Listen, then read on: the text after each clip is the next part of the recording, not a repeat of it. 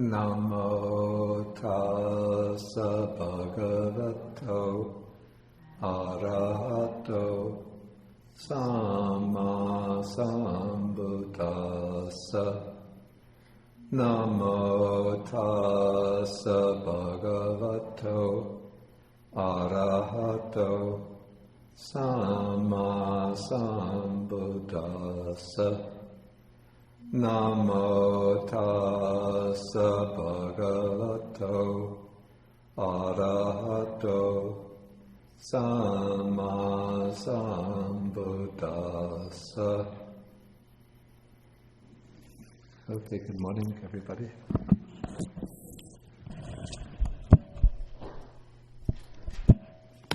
Okay, so today we will be taking Sutta number 49 in the Majjhima Nikāya. This is called the Brahmanimantanika Sutta, Brahmanimantanika Sutta, which means the invitation by or of a Brahma. So, first raise the question, who are the Brahmas? Well, the Brahmas are a certain class of deities or divinities who are supposed to live above the sense sphere heavenly worlds. So within the Buddha's cosmology, we have the 5 realms of existence. There's the hell realms, the realm of afflicted spirits, the animal realm, the human realm. Then there, above the human realm, there are 6 sense sphere heavenly realms. These are realms of great long lifespan, great happiness, bliss, very exquisite pleasures. And then above the 6 sense sphere heavenly realms, there are still higher realms of existence called the Brahma worlds. And then the beings who inhabit those realms are called Brahmas. And so this discourse will be about the Buddha's encounter with one of the beings of that world, whose name is Baka the Brahma. It's an interesting question. I don't know how to answer whether this sutta is call it a historical account of a dialogue, an encounter that actually took place, or whether it's a kind of, maybe a composition, a literary composition, with certain purposes, maybe called as strategic purposes in mind. Perhaps we can look at it from both points of view. And what seems to be significant is that whenever there is a sutta included within the compilation of texts, even though what takes place on the surface might seem a little bit humorous, trifling, having entertainment value, if we look sort of below the surface, we could usually find some kind of messages being conveyed by the sutta. And so at one level, this discourse has a very powerful, dramatic content, almost like what you might expect from a Hollywood film production. And yet if we look beneath the surface, we can draw out certain messages that are being conveyed. And maybe we could explore to try to find out exactly what those messages are. Okay, so let us go into the sutta itself. So the sutta begins when the Buddha is living in the Anathapindika's monastery at Savatthi, and he's going to relate an incident that took place in the past on one occasion when he was living at a place called Ukkata, in a grove at the foot of a sal tree. Okay, now on that occasion, a certain wrong view of what's called a papaditi, it's a pernicious view, had arisen in one of these Brahmas, who's given a proper name. His name is Baka. I don't know why he has this name. The word Baka in Pali means a heron or it's a bird like a stork that usually lives in the water. How he got that name, I don't know. But the view that arose in him is expressed here in the sutta. This is permanent. This is everlasting. This is eternal. This is total, or maybe we could say this is the ultimate. This is not subject to pass away. For this is where one is neither born, nor ages, nor dies, nor passes away, nor reappears. That means one doesn't take rebirth. And beyond this, there is no other escape, or we could say no higher state of release or liberation. And according to the commentary, this view arose in Baka the Brahma both with regard to the world in which he is living. This is the world over which he is the ruler, the overlord, and also with regard to his own personal identity, and also with regard to the beings who take rebirth into his realm. So he's saying, in effect, that once one is reborn in my realm, then one will live forever and never have to pass away. So if we look at it, then it seems that Baka is making the claim that is made in theistic religions for the supreme God. So God says that he is permanent, eternal, everlasting. He says that his heaven is permanent, eternal, and everlasting, and that when one is born into his realm, after passing away from earth, then one will live forever and ever and never have to die again and take rebirth elsewhere.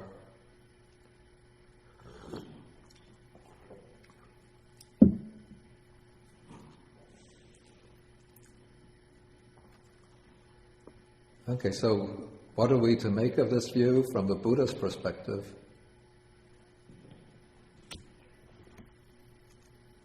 Is the Buddha going to say, nice going, wise thinking?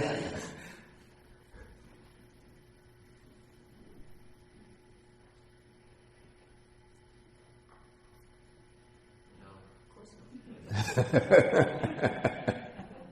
Why not? Well, hello, someone's getting born. There's the whole problem. There's a rebirth. Once there's a rebirth, it's not ending. There's no nibbana. There's no, going out, blowing up. It's right in there. Getting reborn. Yeah. That realm. Okay. And how about his realm? Once you get reborn there, can you go on forever? Well, of course not. Yeah. Okay. So now the Buddha thinks that he has to dissuade Baka the Brahma from this view. So he uses his supernormal power to vanish from the human realm, and he reappears in the Brahma world. And then it's just like when you have a guest coming in the distance. So when Baka the Brahma sees the Buddha coming, he says, "Come, good sir. Welcome, good sir. It's a long time since you found the opportunity to come here."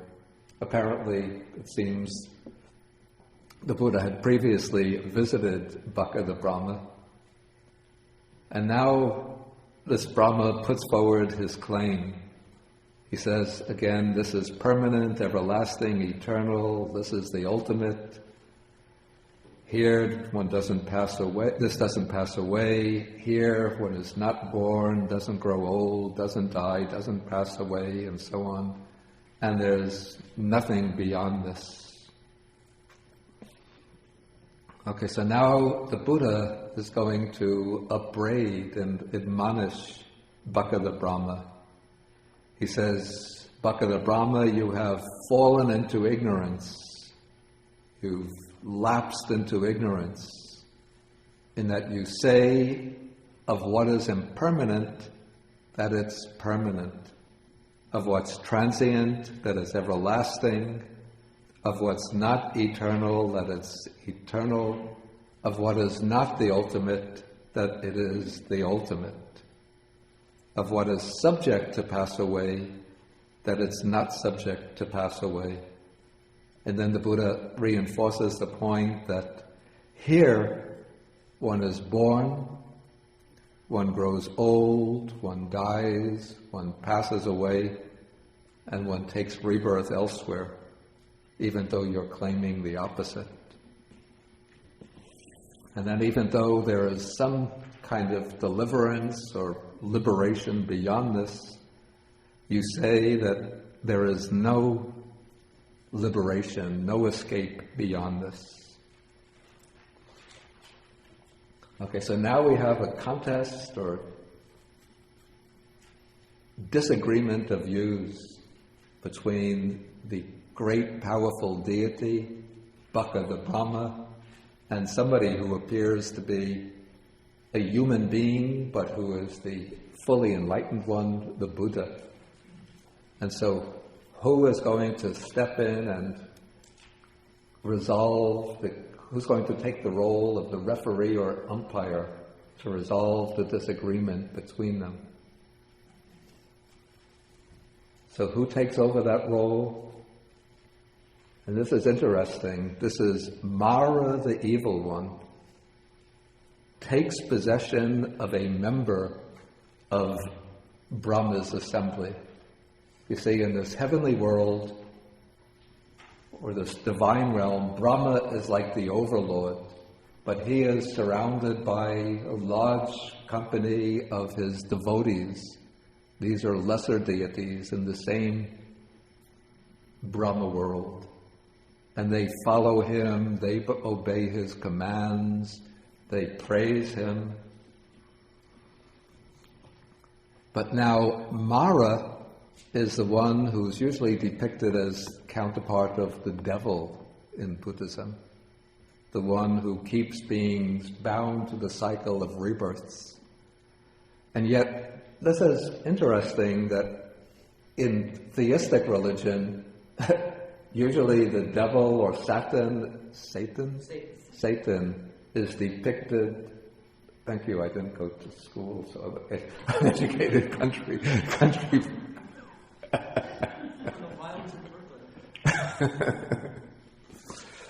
Yeah, so usually Satan is depicted as the opposite, the opponent of God, and the conflict is between Satan and God. But here, Mara takes the side of the Brahma and becomes a kind of advocate for the viewpoint of Brahma.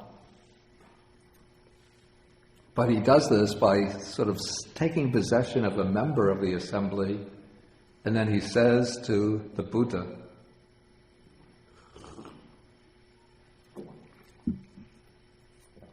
he addresses him somewhat impolitely. He just calls him Bhikkhu, Bhikkhu. Don't disparage him. Don't disparage him. Then he sings his praises. For this Brahma is the great Brahma. He's Mahabrahma. He's the overlord, the untranscended. There's nobody above him. He's the one with the infallible or universal vision. He is the all-powerful, the Lord, maker and creator, the most high providence, the master, the father, the creator of everything that exists and everything that will ever come to be. So now if you want to join, you can sit down. You can sit on this side if you want.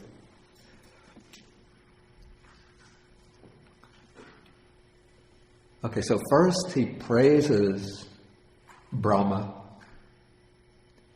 and now he's going to spell out some of the painful or miserable consequences that await him if he refuses to acknowledge the supremacy of Brahma.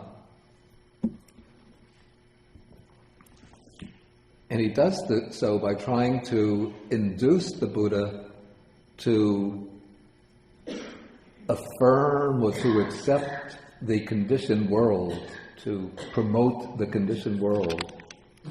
So he says, before your time, there were ascetics and Brahmins in the world who condemned earth and were disgusted with earth, who condemned water, fire, air, those are the four great elements, who condemned living beings, who condemned the gods, who condemned Prajapati, who condemned Brahma and were disgusted with Brahma.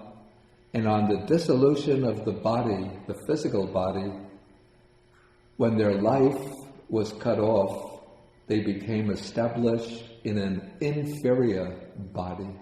This means that they were reborn in a lower realm of existence, in one of the realms of misery. So now he's trying, in a sense, indirectly to threaten the Buddha into siding with Brahma. And now he's going to try to induce the Buddha positively to side with Brahma. He says, before your time, there were also ascetics and Brahmins who praised the earth and delighted in earth, who praised and delighted in fire, in water, fire, and air, who delighted in beings, who delighted in the gods, who delighted in Prajapati, who praised Brahma and delighted in Brahma. And on the dissolution of the body, when their life was cut off, they became established in a superior body. That means they were reborn in a higher realm of existence. Okay, so how would you see the significance of this passage, these two passages?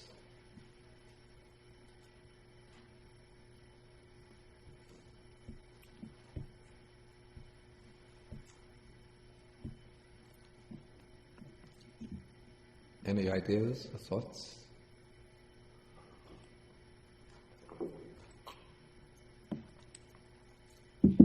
Yeah, you have some thought.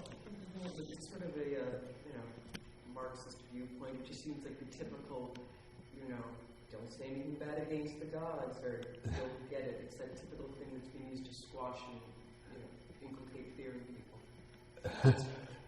Okay, that could be. It's coming from my particular Belgian shawl this week. Anybody else have any ideas about this? Neil? Well, the one thing that strikes me is it seems odd that if he's supposed to be taking the Brahma's side, and the Brahma is saying there is no rebirth, that this argument includes, that the good people are reborn. Well, I think you see the point is that, the way I understand it, Baka the Brahma's point is that those who, side with him, who venerate him, who accept the idea that he is eternal and everlasting, and probably who worship him and make offerings to him, will get reborn into his realm. I think that's not what he's denying. But his point is that once they get reborn into his realm, then they will be everlasting, and they won't fall away and take rebirth elsewhere.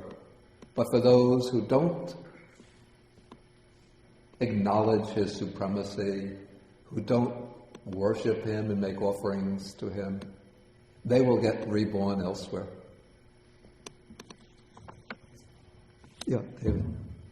Isn't it also, it's not just the Brahma, but a point of view, the way one sees things, because the Buddha sees things as impermanent and non-existent. And so the argument is really which point of view is correct.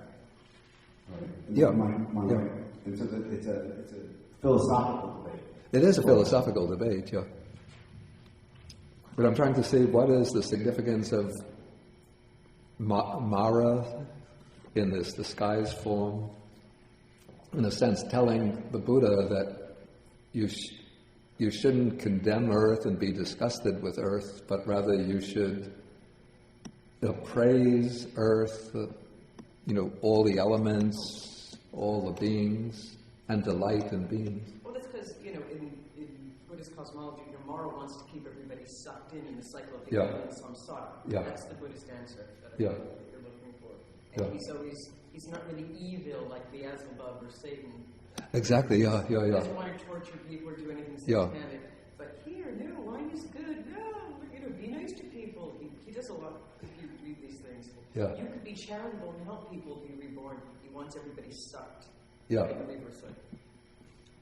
Yeah, this is an important distinction between Mara and Satan, that, at least in the popular Christian worldview, Satan is in some way connected with hell, and his task is to try to tempt people to break God's commandments and to deny faith in God, so he'll get them reborn in hell. And then Satan is sort of the overseer of the torture chambers of hell. But in the Buddhist cosmology, Mara has no connection at all with hell and no interest in getting people to go to hell. In fact, Mara is depicted as, in some accounts, as dwelling in one of the heavenly worlds, and he's quite happy for people to get reborn in the heavenly realm. And he has 3 beautiful daughters who he uses to tempt the Buddha as well. Yeah, well, that comes in one of the stories. So Mara's task is to prevent people from breaking the cycles of birth and death and gaining liberation.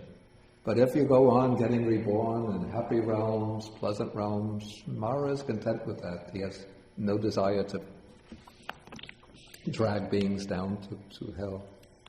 Tracy, did you have something? I don't know if this offers anything, but Mara's view is very bound up with the body. Yeah. And concerned with the fate of the body. Concerned with what? With the body. With the fate of the body. And it's interesting because I was reading in Jewish theology, evil is, which Christianity took up, is that which is outside creation. Mm-hmm. There's something very good about creation. Mm-hmm. And Mara here is really advising people to think about their rebirth. In a better body. Mm-hmm. And so it's interesting, it's bound up with creation itself. Mm-hmm. And the Buddha would say that there's something other, even in creation. Yeah, I think, basically that's the way I see it too. But Richard, you had something to say? Yeah, well, the Buddhist position is close to the Gnostic position, which is that the Gnostics kind of believe that God was totally above this world, that this world was created by a demiurge, and the purpose of this world was to prevent people from having contact with the real God, who would not ordain simply to create a world like this. Mm-hmm. So it's very similar to the Buddhist position. Well, I don't know if it's so similar, because Buddhism wouldn't say that this world is a creation of any deity, whether it be a good god or a demiurge, an evil demiurge. It's just that this world exists of itself through causes and conditions. What I'm saying is similar is that the Gnostics thought that you needed to get beyond this world in order to have that. I see. Okay. Yeah, I think basically the point that Tracy made is the way I would see this, that according to Brahma's understanding of himself, he is the creator of this world. Like he is the Lord, maker, and creator, the master and father of everything that exists. And so Mara is trying to persuade the Buddha to affirm and to applaud and to praise everything that exists as the creative expression of Brahma, whereas the Buddha sees that everything is impermanent, bound up with suffering and non-self, and so he's become liberated from all the conditioned world. Well, you said Baka in Japan, the heron is a symbol of immortality. So Baka means heron. Maybe that's the idea that it should Perhaps perhaps that idea existed in India too, I don't know. I've never encountered it. And also there's something interesting here in the way Mara, the kind of view that Mara is criticizing, he seems to be misinterpreting the Buddha's attitude towards the conditioned world. Like he says that the ascetics who condemned earth and were disgusted with earth and all the other elements and so forth became established in an inferior realm. So he seems to be thinking that the Buddha also belongs in that category. But the Buddha doesn't condemn the elements and the beings, and his attitude is not that of disgust with them, but rather seeing into the true nature and then becoming detached and liberated from them. But this kind of attitude of condemning the conditioned world and fostering a kind of disgust with them, that was the attitude that prevailed amongst those who followed the extreme type of asceticism that the Buddha rejected. But Mara, it seems, doesn't really understand the Buddha's point of view, and so he thinks that because the Buddha isn't submitting himself to Brahma, that the Buddha belongs to that camp of the extreme ascetics who take this kind of antagonistic attitude towards the created world. Okay, let's go on. So following from that established in a superior body, so Mara is still speaking, and now he's going to give the Buddha a really strong admonition or exhortation. He says, "Be sure, sir, to do only as Brahma says. Never overstep the word of the Brahma. Then if you transgress against the word of the Brahma, then you will meet with calamity, like falling into a deep chasm. Again, never overstep the word of the Brahma." And then he calls on the rest of Brahma's followers as witnesses. He says, "Don't you see the Brahma's assembly seated here?" And he called as witnesses for Brahma's assembly. So probably at this point, all the members of Brahma's assembly applauded the word of Mara and said, "Yes, Buddha, that is the truth." Okay, but now the Buddha isn't fooled by Mara. And so he knows that this being that's been speaking to him is Mara, and now he calls his number. And he says, "I know you, Papima," that means the evil one. "Don't think I don't know you. You are Mara, the evil one." And then this is significant. "And Brahma and the Brahma's assembly and the members of the Brahma's assembly have all fallen into your hands.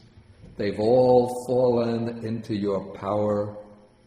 You might think that I too have fallen into your power, but I haven't fallen into your hands, O Mara. I haven't fallen into your power." Okay, so this is, again, it's an extremely revealing statement that even though Baka, or Brahma, is regarded by so many as the supreme deity, the great creator God, but he is, from a Buddhist perspective, he is also almost a puppet in the hands of Mara. He belongs to the realm of finitude, conditionality, the realm of birth and death.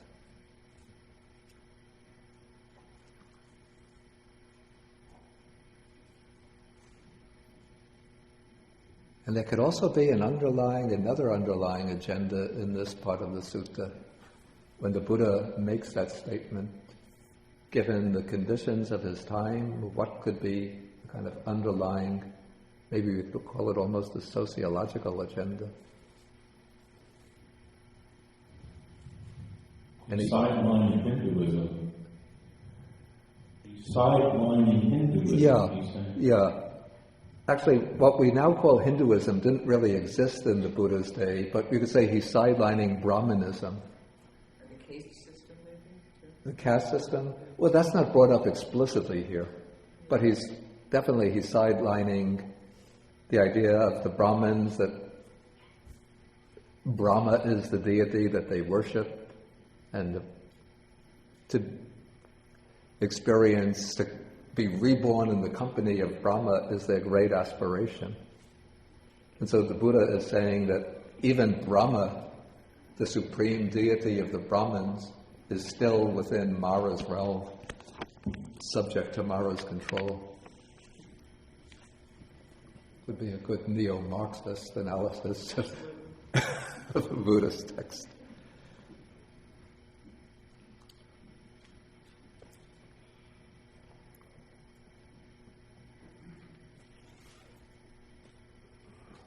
Okay, again, Baka the Brahma reasserts his creed, his credo, his article of faith, and then he's going to give the Buddha some more warnings.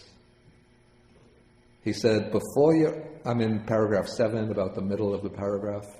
Before your time, Bhikkhu, there were ascetics and Brahmins in the world whose asceticism lasted as long as their whole life. They knew when there is another escape beyond, that there is an escape beyond, and when there is no other escape beyond, that there is no other escape beyond. And now Brahma tells the Buddha the truth as it really is, as he sees it. You will find no other escape beyond this.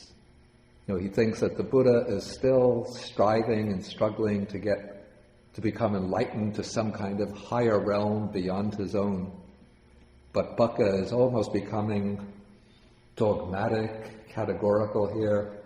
This is the way it is, and you have to accept it. There's no other higher state of liberation beyond this. Even those ascetics of the past who were far superior to you tried to find some other state of liberation beyond, and they failed. And so they came to recognize that this is the highest, this is the ultimate. And so now Baka the Brahma is telling the Buddha, you will find no other escape beyond, and eventually, if you continue with your ascetic practices, you will reap only weariness and disappointment. It'll just be inexercise and frustration and eventual disappointment. Okay, then Brahma says to Buddha, he says, if you will hold to the earth, if you'll cling to the earth and delight in the earth, then you will be close to me. Like you will come into my company. I will favor you and bestow blessings upon you. You'll be in my domain. So this is a kind of positive inducement. If you affirm the earth, you worship the earth, you cling to the earth, you seek delight in the earth, then you'll be close to me. I will bestow my blessings and benefits upon you, and we will be like friends.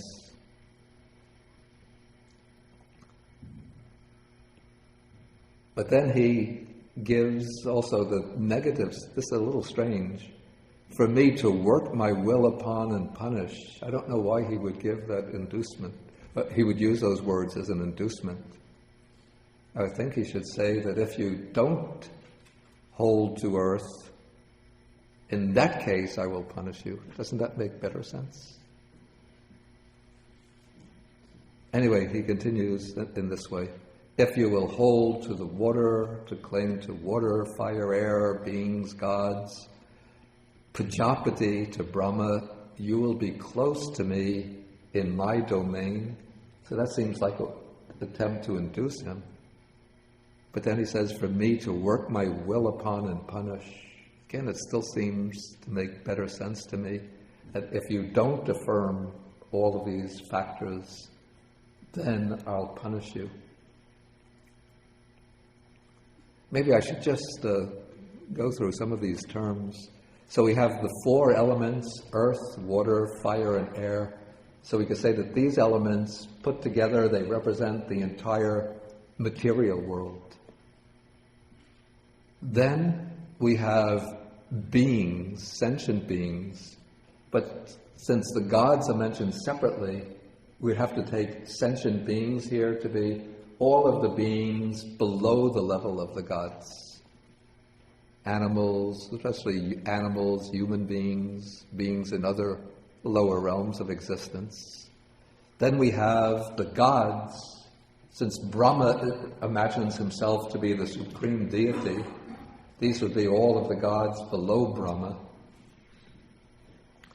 Then Prajapati, a little strange that he's included here. He was one of the old Vedic gods, still mentioned occasionally in the Buddha's texts, though later he came to be surpassed or superseded by some of the other deities that appeared. And then, of course, Brahma is himself.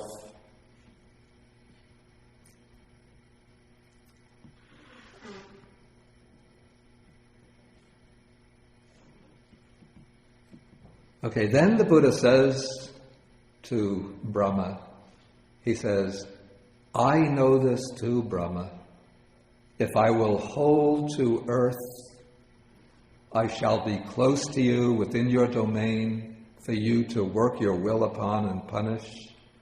If I will hold to water, fire, air, to beings, gods, Prajapati, to Brahma, I shall be close to you within your domain for you to work your will upon and punish. And so the Buddha affirms that he knows that if he accepts and delights in all of these conditioned things of the world, he will come under the sway of Brahma. And since Brahma is, in a sense, under the sway of Mara, this means that if the Buddha affirms the things of the world, that he will come into Brahma's realm. He will be, since in a way Mara is at one level symbolic of the defilements, especially craving. If the Buddha affirms, delights, and grasps the things of the world, he will become a victim of delusion and craving. But the Buddha now is going to show how how his understanding extends beyond that of Brahma. So he says, I understand your reach and your sway to extend this much, that Baka the Brahma has this much power, this much might, this much influence.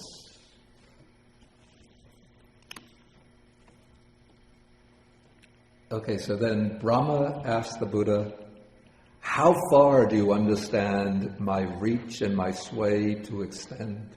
Since Brahma thinks of himself as the almighty deity, he thinks his power and his might extends over the entire universe, all the terrestrial realm, all the celestial realms, even to the highest heaven. He thinks that all of this is under his domination and control.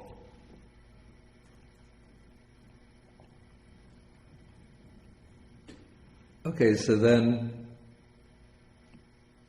the Buddha says, he replies in verse, he says, as far as moon and sun revolve, shining and lighting up the quarters, over 1,000 such worlds does your sovereignty extend. and there you know the high and low, and those with lust and free from lust, the state that is thus and otherwise, the coming and going of beings. Then the Buddha affirms, he again repeats, he says, I understand your reach and your sway to extend thus far, that Baka the Brahma has this much power, this much might, and this much influence. Okay, now to understand what's going to come next, it's good to give a little sketch of the Buddhist cosmology.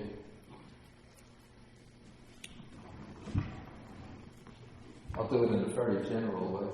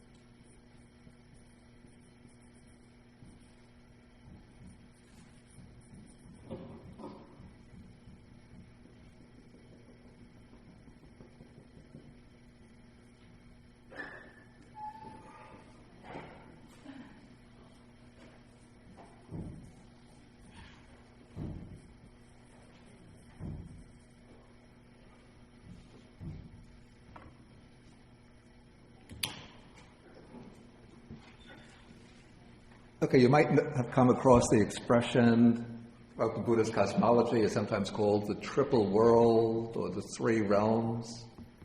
So, of the three realms, the lowest realm is the sense sphere realm, sometimes called the desire realm. This is the realm of the kama dhatu, the realm in which the dominant motivation is sensual desire. And so here we have the hells, the animal realm, the realm of the hungry ghosts or afflicted spirits, the human realm, and then the realm of the gods or the devas. Can you see in the back? The crayon was running low, the pen.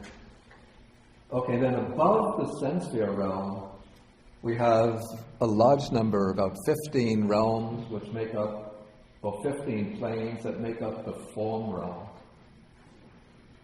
And these 15 or 16 planes are divided into 4 layers, The lowest is the Brahma world, the realm in which the Brahmas exist. Above the Brahma world, there are still higher divine realms. And the second strata, amongst the different deities in that realm, the highest is called the gods of streaming radiance. Above them is a realm is the third strata, and the highest deities in that strata are the gods of refulgent glory. And then the fourth strata, or the highest strata in the form realm, in that strata, the highest deities are the gods of grapefruit. So we have four main strata making up the form realm. Then above the form realm is the formless realm. That has four planes. We don't have to be concerned with them right now. But you've come across them: the plane of infinite space, plane of infinite consciousness, plane of nothingness, plane of neither perception nor non-perception. Now the way to each of these, to rebirth into these realms, sort of the decisive factor is karma, that is, our volitional actions. So those who do unwholesome actions, predominantly unwholesome actions, tend to get reborn in the three lower planes of the sense sphere realm. That is, the unwholesome actions will lead to rebirth in the hells, the animal world, or the realm of afflicted spirits. Generally, wholesome actions, wholesome worldly actions, will lead to rebirth in the human realm, or superior wholesome actions to rebirth among the desire realm or sense sphere realm gods.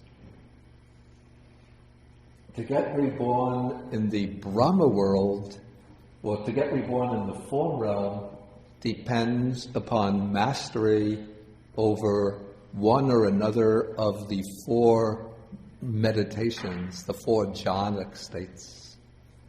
And so those who master the first jhana as their highest attainment tend to be reborn in the Brahma world. Those who master the second jhana will tend to be reborn in the second level, at the highest, among the gods of streaming radiance. Those who master the third jhana will tend to be reborn in the third strata, the plane of refulgent glory, and those who master the fourth jhana will tend to get reborn amongst the gods of grapefruit. So we could say that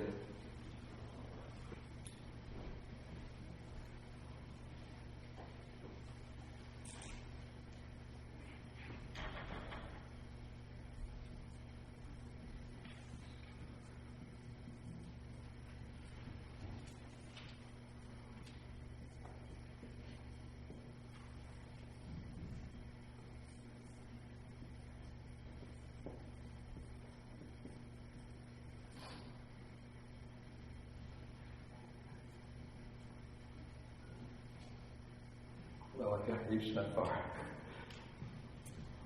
But to be reborn in the formless realms depends upon mastery over one or another of the four formless meditations. So these meditative states create karma, very powerful volitional formations in the mind. And then those volitional formations become call it the fuel or the propulsive force that leads to rebirth into these specific realms.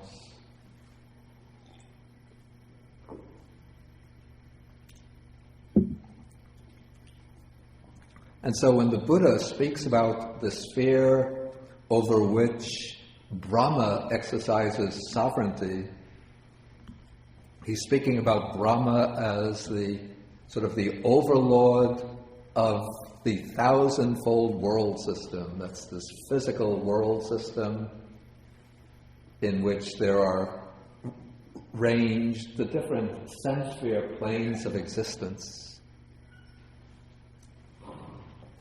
So Brahma is the Lord or Master of the beings of these five realms. And of course he is the Lord and Master of his subordinates in the Brahma world.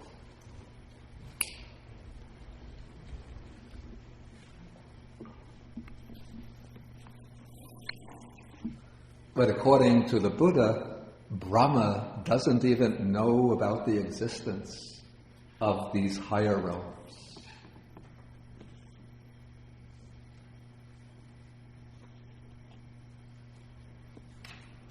So the Buddha says, again I'm at the end of paragraph 9, he says, I understand your reach and your sway to extend thus that Baka the Brahma has this much power, this much might, this much influence.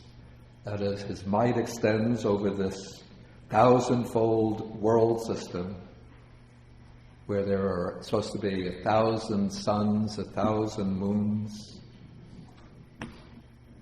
And he knows the coming and going of all of the beings in this world system, this thousandfold world system. But now the Buddha will go on to show, or to state, that there were realms that Brahma does not know, does not see. So he says, Brahma, there are 3 other bodies. It seems a bit strange that the text is using this word body, kaya, but it means like 3 other planes or 3 other realms, which you neither know nor see, but which I know and see. There is the body or the realm of the gods of streaming radiance, from which you passed away and reappeared here. You have been reborn in this realm after passing away from the realm of streaming radiance. So according to what the Buddha is saying, in his previous life, Brahma had dwelt amongst the gods of streaming radiance. Then when his karma was exhausted, he passed away there and he took rebirth as the chief of the Brahma world. So why doesn't Brahma remember this? The Buddha says, because you have dwelt here for a long time, your memory of that has lapsed, and thus you do not know it or see it, but I know and see it. Therefore, Brahma, in regard to direct knowledge, or abhinya, superior knowledge, I don't stand merely at the same level of you. I'm saying, I don't stand merely at the same level as you. How then could I know less? Rather, I know more than you. Okay, so now the Buddha is showing that he is aware of the realm of streaming radiance, which Brahma has forgotten. But now the Buddha is going to point out that there are realms even higher than that of streaming radiance. He says there is the body or realm called the gods of refulgent glory. Again, you do not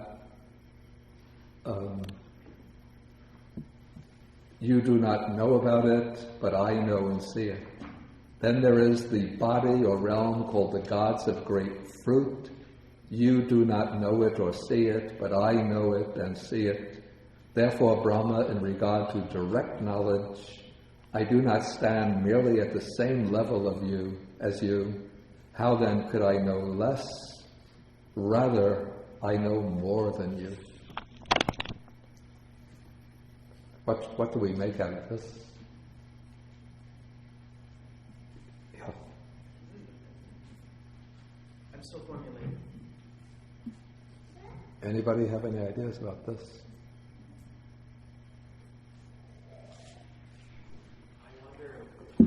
Maybe it's good if you take the microphone. We have a... Okay. I wonder, where does Mara fit into this? Yeah, interesting question. The question is, where does Mara fit into this?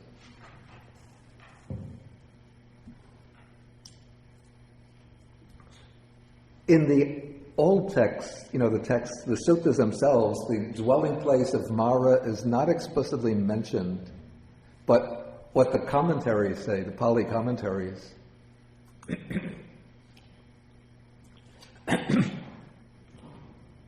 you see in the sense sphere, there are 6, there's the realm of the gods, then there are 6 realms of sense sphere gods. The highest of them is called the realm, how is it called?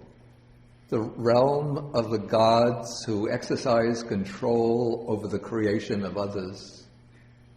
The 5th realm are the Nimana Rati gods, the gods who delight in their own creations. These gods are able to create whatever they want just through an exercise of will, and then they delight in what they create. But the Paranimitta Vasavati Devas, those are the gods who exercise control over the creation of others. They sort of take over the things that are created by the other gods and control them. I don't really know what that means in actual experience. I sometimes think that is the realm where movie producers, book editors, literary agents, music producers get reborn. They don't have the creative talents, but they control the creations of others. Okay, and so it's said that Mara lives in the 6th realm, the realm of the gods who control the creation of others, but he lives there like a rebellious prince in a kingdom. He has an argument with his father. The prince wants to get control of the realm. The father won't let him.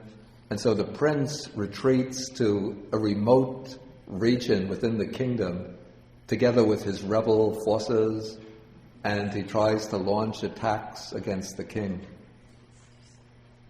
It's just like Satan. Lucifer rebelled against. Yeah. Lucifer rebelled against God. Actually, that is very, very and true. He was Right? exiled with his lieutenants, his captains. Yeah, that seems very, I wonder if this idea came, I don't know the Zoroastrianism very much. In fact, I don't know it almost not at all. But I wonder if that idea could have spread from Persia eastwards to India and affected the thinking of the Pali commentators, and then moved from Persia southwest to the Middle East, and then affected Judaic or Christian thinking. Is that in the Old Testament? In the Old Testament, the Satan was actually, he was known as the accuser. Mm-hmm. It's almost like a job. It's a little bit of a joke. He wasn't in his form as, Beelzebub or really evil or anything like that. He was more like he was an angel whose job it was to accuse and point out things, and every so often report back to heaven. Mm-hmm. Because if you look at some of the Old Testament, Satan comes into heaven. He actually is allowed into heaven, and God's like, so where have you been? What have you been doing? Oh, walking the earth. So you would do jokes so great. That's yeah, I remember Satan. Yeah, so he had a different. Satan evolved over the years. Yeah. As the stories got mishmashed together.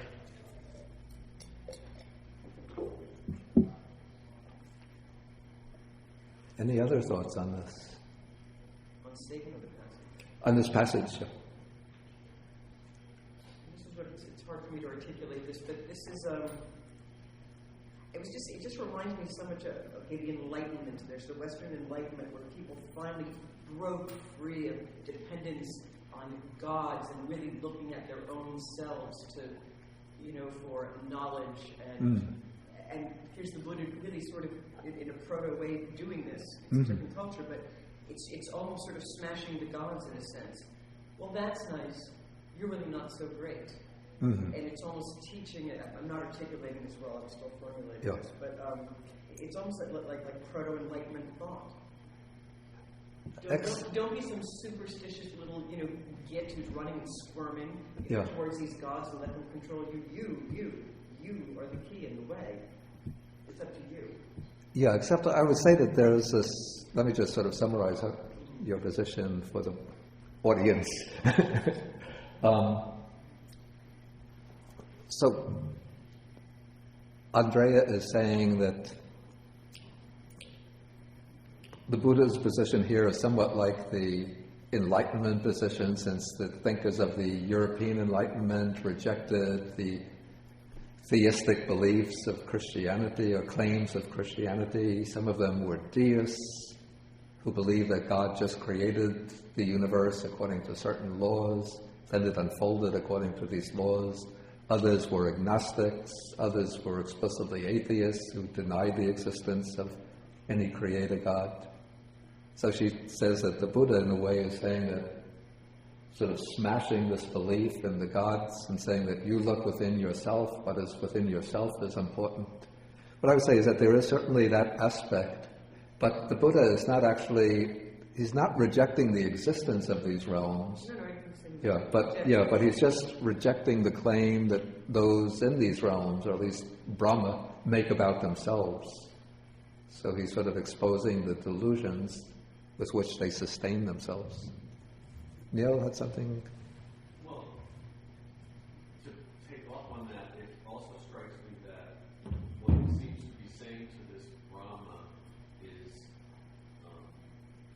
even at the highest level of all these realms, many of which you don't even know about, all of these beings are still subject to karma and still subject to rebirth. That's a very good point. And so, let me just summarize that. I see all this because I'm on the outside of it because I'm the Word. Yeah, okay, what he said is that from the Buddha's perspective, all of these realms, even the realms that are beyond the knowledge, beyond the scope of Brahma's knowledge, are still within the realm of karma and rebirth, since the Buddha can see how beings pass away from those realms and take rebirth elsewhere. His audience, though, is not just the Brahma. His audience is the bhikkhus who he's relating. That's a very good point. Yeah, he's speaking. So he's trying to say, don't be tempted by these other points of view, even though they might be very tempting. And I'm at a higher level than this. This is a very, very good point. Yeah, something I never thought of. I'm at a higher level, so don't be sucked into this. Okay. Yeah, in fact, this is something we almost lose sight of because the sutta is presented, it starts to take on the form of a dialogue or a trialogue between Buddha, Brahma, and Mara. So we lose sight of the fact that the Buddha is actually speaking to the monks.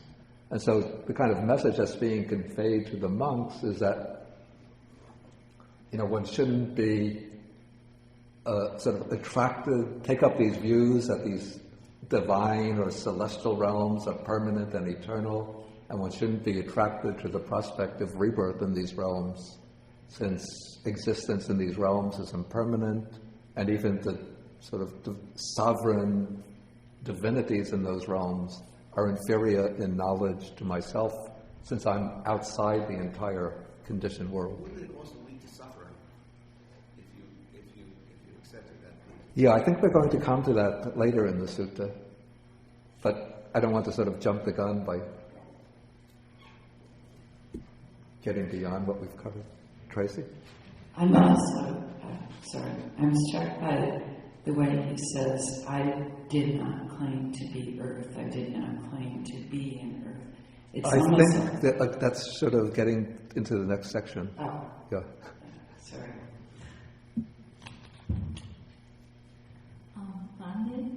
I'm wondering about one thing. If Mara, who has such big wrong view that he is in the deity world, yeah, and I'm wondering what kind of wrong view human being have. I have to say the position of Mara, it's a little problematic in terms of locating him precisely within this scheme of the universe. And it's just really the commentaries that say that Brahma occupies part of the Deva world. But in the old text, Mara is not placed in any specific realm, so that exactly the nature of Mara, it's a little problematic. Whether, in fact, there's a certain ambiguity about the nature of Mara. Is he just a symbol for, let us say, for the defilements like craving and ignorance? Or is he truly a separate deity, existing someplace who tempts human beings? And there are passages in the suttas that one could sort of pick out and say, this shows that Mara is really a symbol for the temptations of craving or the delusions due to ignorance. But then there are other passages where Mara tries to attack and mislead the Buddha after his enlightenment. So, since the Buddha is enlightened, free of craving and ignorance, then if Mara was just a symbol of craving and ignorance, he couldn't be addressing the Buddha. But then the fact that we have suttas like that doesn't mean that these were actual historical events. They can be partly metaphorical, partly literary creations in order to, again, convey a particular point. Because when Mara challenges the Buddha, again, he's usually taking one of the standpoints that things are permanent, so delight in them. Things can give you true enjoyment, so enjoy them. Things are yourself, so identify with them. And then the Buddha always addresses Mara by saying, no, that's not permanent, that's impermanent. No, that's not blissful, but really suffering. No, this is not self, but non-self. So the dramatic dialogue gives an opportunity to assert the Buddha's point of view in a rather way that, say, has a certain aesthetic and literary appeal to it. If you just get sermons, form is impermanent, suffering is impermanent, form is impermanent, feeling is impermanent, perceptions, mental activities, consciousness is impermanent. It gets a little tedious. But if you have a dialogue where somebody is trying to appeal to the Buddha, convince him it's permanent, it's pleasurable itself, then the Buddha responds, no, it's impermanent, dukkha, unsatisfactory, non-self. It becomes, exciting. Like a good TV drama.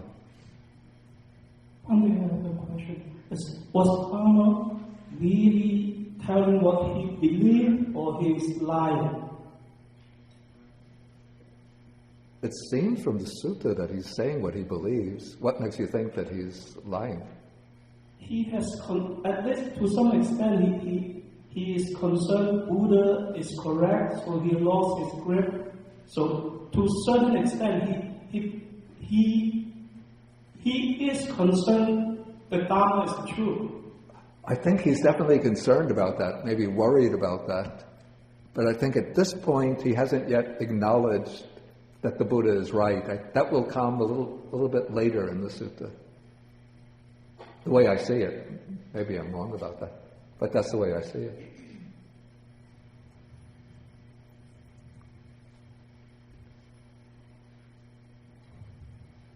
Anybody else have any ideas? Okay, let me see what some of the questions that come through the internet. Okay, this is question one. It seems to me that the Buddha often does take on this attitude of disgust toward the world. For example, there is the meditation on what's called the foulness of the body. There's also the teaching on cultivating what's called the sense of disgust towards samsara. Is this view legitimate?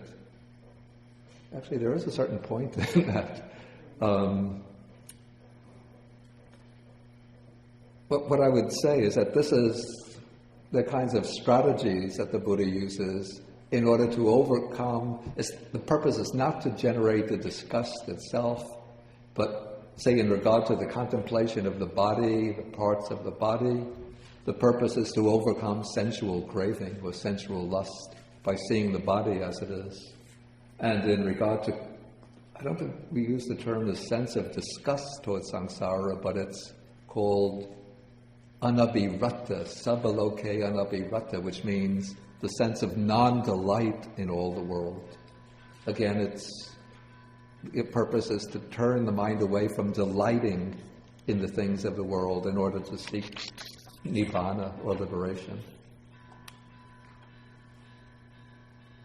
Okay, in relation to question 1, please ask Bhante about the Pali words nibbida and viraga. Do they both mean dispassion? Okay, first the words that he used in the sutta for disgust. The word that's used for disgust is called jiguccha, which is not a word that the Buddha uses in his own teaching, in relation to his own practice. Jiguccha it corresponds closely to the English word disgust. And this was a kind of practice that was taken up by the ascetics of his time to develop this disgust towards the body and towards things of the world. But the Buddha uses the two words nibbida and viraga. Nibbida comes, if you take it etymologically, it means finding out, like finding out the truth of things. But the way it functions, I translate it as disenchantment. It means that when you find the true nature of things, that all of these phenomena are impermanent, connected with suffering and non-self, then one becomes disenchanted with them and is ready to turn away from them to seek liberation.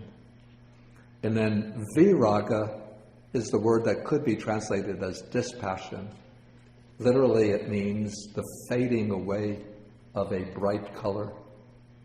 So it's the mind saturated with lust is like a mind brightened by a color, and then viraga is the fading out of that bright color. So that comes to mean dispassion. A question.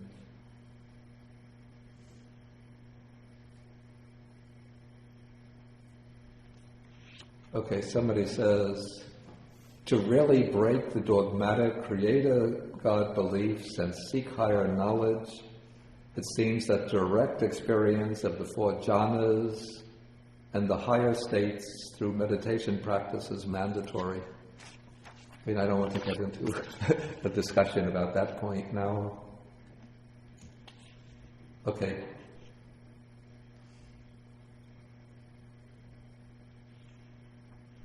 Is the Tathagata Garbha and the Buddha nature concept predominant in Mahayana Buddhism the same as the Brahman's Mahabrahma idea in disguise? They sound a lot like what the Brahma proclaims. I don't see such a close connection between the Tathagata Garbha and what Mahabrahma is claiming here. Mahabrahma is claiming to be an individual being who is permanent and everlasting, and he's claiming that his world is permanent and everlasting. So there do seem to be some connections or similarities between what is called Tathagata Garbha, or this is sometimes called Buddha nature, and the Atman or Brahman of Vedantic philosophy. But there are also subtle differences between them. But again, to go into the details, it's beyond my capability here. Okay, we'll end here, and then we'll take the rest of the sutta next time.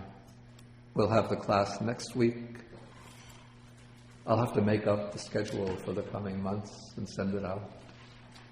Try to do that tomorrow. Okay, let us end with the sharing of the merits.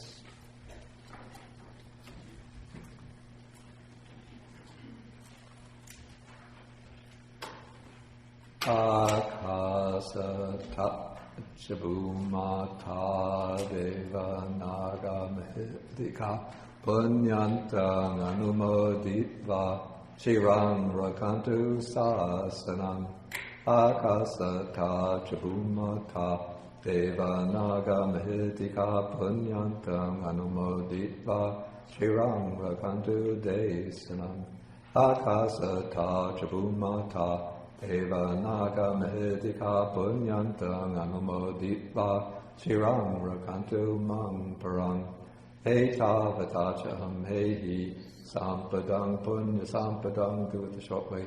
Sabbe Devanumodantu Sabba Sampati Siddhya Sabbe Bhutanumodantu Sabba Sampati Siddhya Sabbe Satanumodantu Sabba Sampati Siddhya Bhavagupadaya Vichihitato Etamtare Satakayupapanna Rupya Rupicha Sanya Sanino Dukha Pamuchantu Pusantu Nibotin.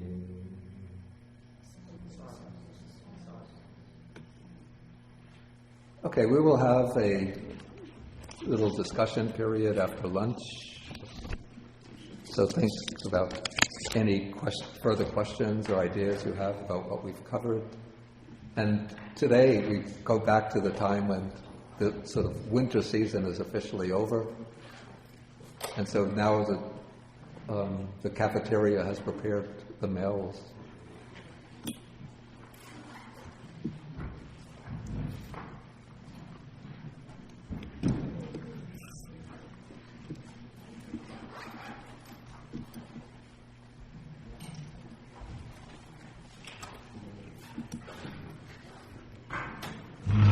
Okay, we end with 3 bows to the Buddha.